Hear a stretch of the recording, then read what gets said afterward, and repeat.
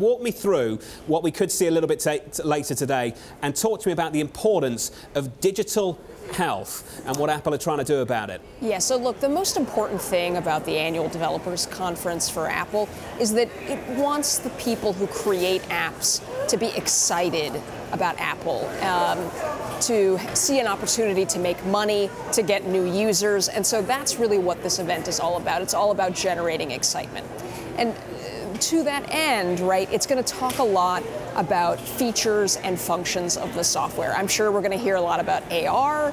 I'm sure we're going to hear a lot about what Apple is trying to do to make people healthier, to live better lives. And again, some of that is about, you know, tracking blood glucose levels. And some of that is going to be about helping us spend less time with our phones, ironically enough, so that our mental health is better. So let's explore the irony of that, Shira. You have a phone company trying to get us to spend less time on our phones. Does that hurt Apple, or does it hurt the apps on the Apple phone a whole lot more?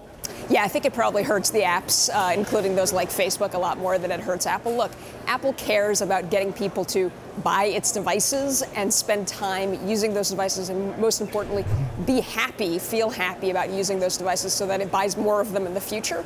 And that's what some of these kind of time management sort of features are going to be about, that these companies realize that people are now anxious about the harm the technology and time spent with technology is doing to our brains and our lives, and so it's trying to help us basically be more aware and scale back some of those potentially detrimental uses. So Shira, what we've seen emerge and evolve over the last few months is a real tension between two of the biggest tech companies on the planet, Apple and Facebook, two seemingly very different companies. Are we starting to see the differences in business models and approaches to this issue come out in practice? Is that what Apple are getting at here? Look, I certainly think that that's Apple's position, right, that they have this high-minded approach, that its business model is not built on advertising the way that Google and Facebook are, and so therefore it has this kind of different position relative to the users, more protective of the users.